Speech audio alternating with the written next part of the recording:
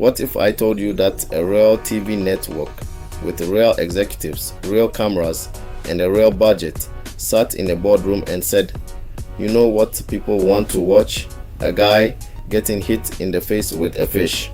And then they made it. Not only did they make it, it aired. People watched it. People loved it. Today we're diving into the most unhinged, how did this get greenlit game shows that somehow made it onto actual television. And trust me, by number 3, you're going to question everything you thought you knew about human entertainment. Stay until the end, because the last one, it's a crime against television. Game shows have always been a little weird. You've got people screaming at briefcases, spinning giant wheels, and eating bugs for money. We've kind of normalized all of that, but what we're talking about today is a different level. These are shows where someone looked at the script and said, yep, greenlit, roll cameras. I've ranked these from, okay, that's a bit odd, to this should have been illegal. Let's get into it. We have to start in Japan, because honestly, Japan basically invented the wait, what game show format. In the 1980s, a show called Endurance aired on Japanese TV. The premise? Simple. Contestants were put through physical and psychological torture, and whoever lasted the longest won money. We're talking standing in freezing water, getting covered in bugs, running obstacle courses where failure meant a very public, very painful wipeout, all while a live studio audience cheered. And here's the wild part. This wasn't considered extreme in Japan at the time. This was prime-time entertainment. American producers saw it, clipped it, and it became one of the first viral TV moments before the internet even existed.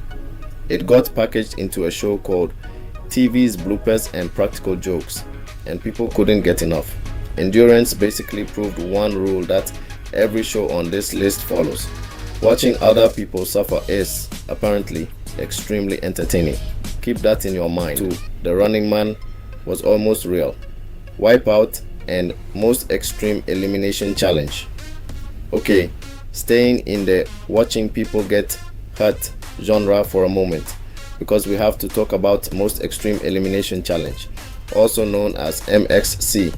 This was a show that took old Japanese game show footage and dubbed over it with completely made up, absurd commentary. Think contestants with names like Vic Romano and Kenny Blankenship getting launched off of platforms, hit by spinning paddles, and face planting into mud. The dubbing was so ridiculous that it became a cult classic on Spike TV in the early 2000s. But here's what makes it genuinely weird. None of the contestants knew their footage was being used this way. They were on a real Japanese show, competing for real money, and somewhere across the Pacific, an American writer was dubbing them, saying things like, "And there goes Tammy from accounting. She did not read the memo about the rotating death wheel." It ran for 5 seasons. 5 seasons.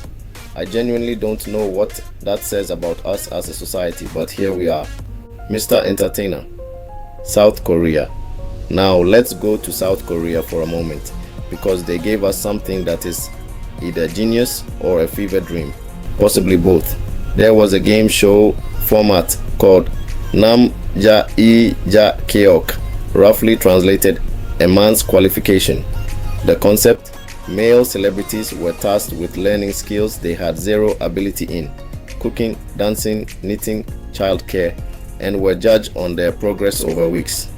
But the twist that made it insane: the audience voted on whether the men had improved enough to be considered worthy.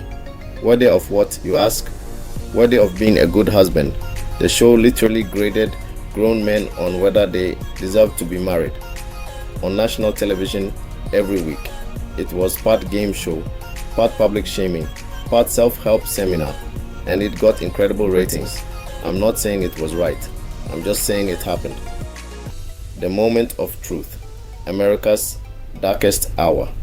Okay, we're in the home stretch now, and I promised you the one that would make you question television itself. Meet the moment of truth. This was a real American game show. It aired on Fox in 2008.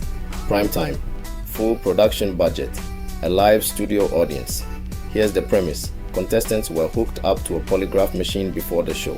Then, in front of their family, their spouse, their parents, everyone, they were asked questions based on what the polygraph had already recorded. Questions like, have you ever cheated on your spouse? Do you think you are a good parent? Have you ever stolen from your employer? And their family was right there, in the front row, watching, on live television. The more uncomfortable questions you answered truthfully, the more money you won, up to $500,000. One episode, and this actually happened. A woman answered yes to the question. Do you think you should be married to your ex-boyfriend instead of your husband? Her husband was sitting 3 feet away from her. She answered yes. She then got the next question wrong, or rather, the polygraph said she was lying, so she won nothing. She won nothing. Her marriage was destroyed, and it was all on television. Fox cancelled the show after 1 season. I think even they felt bad about it. The chair. Stress trivia. I'm going to do this one fast because we're almost out of time and my brain needs a rest. The chair. 2002. ABC. Contestants sat in a chair that monitored their heart rate. They had to answer trivia questions. But here's the kicker. If their heart rate went above a certain level from stress, they lost money with every wrong answer, but also lost money just for being too nervous. So the game was know the answers and be calm about it. They brought in a host with a deeply intimidating stare. They played ominous music. The set was designed to make you panic, and then they judged you for panicking. It lasted 4 episodes. 4 episodes. And look, I think what all of these shows prove is that humans are endlessly creative when it comes to finding new ways to entertain ourselves. Some of those ways are brilliant, some are deeply questionable, and some, I'm looking at you, moment of truth, should probably have had a therapist on standby. But here's my question for you. Which of these do you think was the weirdest? And honestly, which one would you actually watch? Drop it in the comments. I genuinely want to know. If you made it this far, you clearly have excellent taste in weird television history. So hit subscribe, like, and turn on post notification because I've got a whole list of episodes just like this one coming up. Next week, we're talking about the game shows that got sued, which is somehow even wilder than anything we covered today.